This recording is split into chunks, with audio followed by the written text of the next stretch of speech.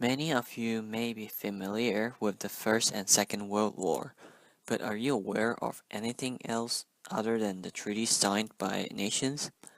My partner and I have gathered valuable information, and we have created a short video that allows everyone to take a glimpse of what really happened.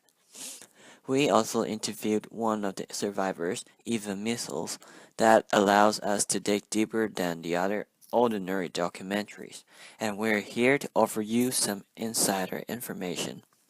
We shall unveil the mystery of this dark history to remind us to learn from the past mistakes and to remind us that if we don't remember the history, we're doomed to relive the past.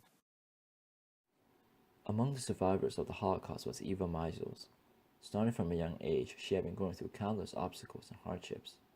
Her father was taken away by the Nazis a few years after her birth, and at the age of 5, she was forced to move to the Budapest ghetto. The Budapest ghetto was a ghetto where Jews such as Eva were forced to live in. It was surrounded by a high fence and stone wall that was guarded so that contraband could not get in, and people couldn't get out. She lived in constant fear of the bombings. When the bombs came, she and the other Jews were forced to stay in the bombing shelters in the basement for long periods of time. When she got out the basement, she couldn't see at all. Her eyes were accustomed to the light down in the basement, and her mother told her to open her eyes only for a few minutes each time until she got used to it again. The false papers were used to assume another identity and to deceive the German government into thinking they were non-Jewish.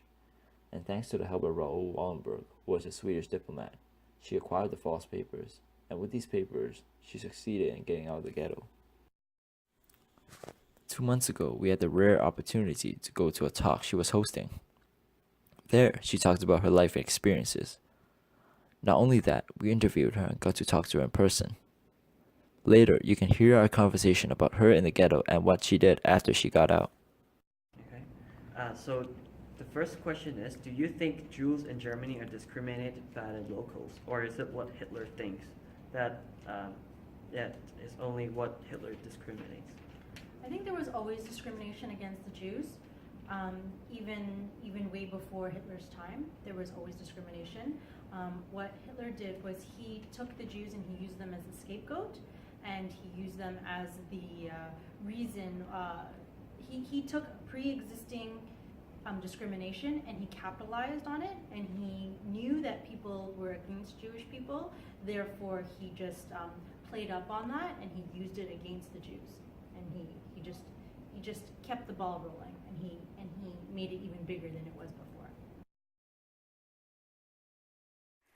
I was born in Budapest, Hungary.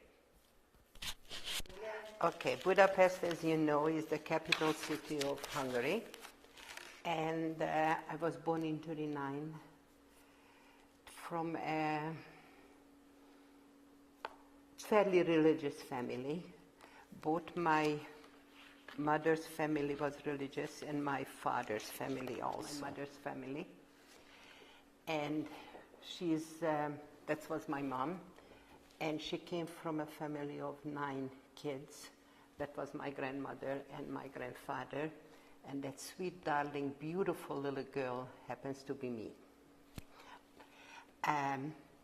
With the exception of this young lady, my aunt, and the 3 little ones, as my parents always call them, the others survived. The 3 little ones, my aunt Yolande died, and my grandmother and grandfather ended up in Auschwitz. This one was my father's family, and the firstborn, the tallest, the oldest was my dad, and I had one aunt from my father's side, and actually one of my granddaughters is named after her. What can I tell you? My parents lived in Budapest. My dad was a sheet metal worker. My mother worked in a grocery store, and she worked there until I was born, which was 1939. And what can I tell you? They weren't Orthodox, they were just regular religious, but at the same time, they made sure that as I started to grow, I went to a Jewish nursery school. Now, this picture came to me not too long ago. It came from Budapest from a friend of mine who still lives there. And this is a picture of the first Hanukkah party I ever attended. She had marked herself on the picture, and she said in her letter to me that the one next to me is you. You can usually tell wherever I am in a picture because my mother believed in huge big bows in your hair. So here I'm the one with the bow, here I'm the one with the bow, and actually that saved my life after the war once because I was drowning and all they saw was the bow in my hair, and that saved me. They ran to get me and turned me upside down and got the water out and all that. The first anti-Jewish law in 20th century Europe was introduced in Hungary as early as 1920s. It limits the number of Jews admitted to universities to 6%, the percentage of Jews in the general population as well. In January 1933, Adolf Hitler, head of the National Socialist Party, the Nazis, became Chancellor of Germany.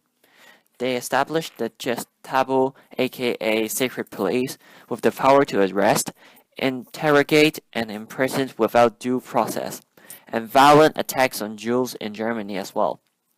In May 1939, the Hungarian parliament enacted a stronger version of the lapsed anti-Jewish law that restricted the number of Jews in commercial enterprise, the press, the law, and medicine to no more than 20%.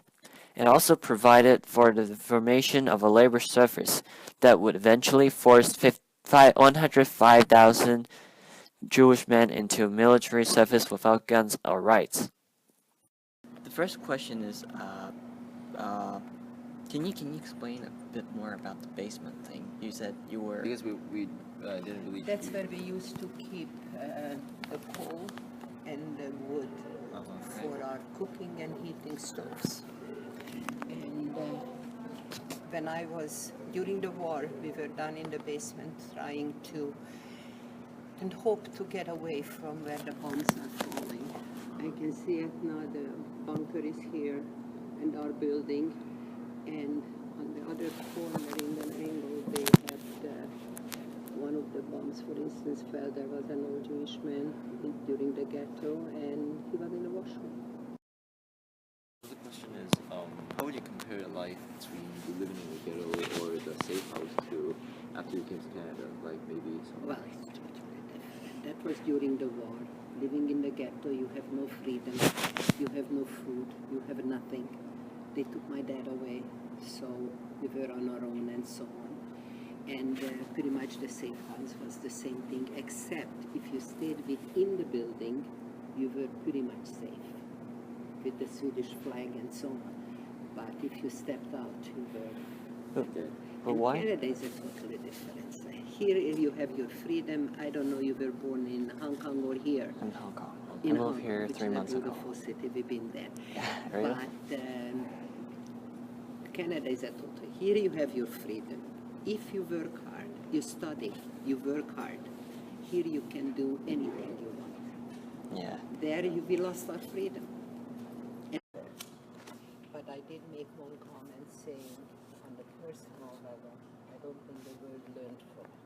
When Today, yes. there are too many things going on in the world, too many parts of the world, that people didn't learn from it. So maybe you guys, they have hope in the next generation.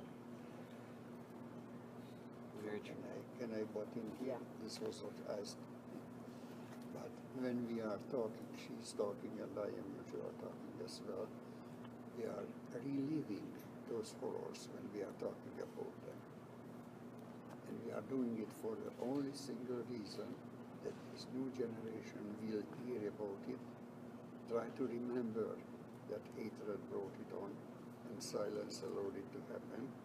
And when you heard today you became witness through the experience of hers, and it is your duty to carry it on through your life, to pass it on, that this could happen if hatred goes amok.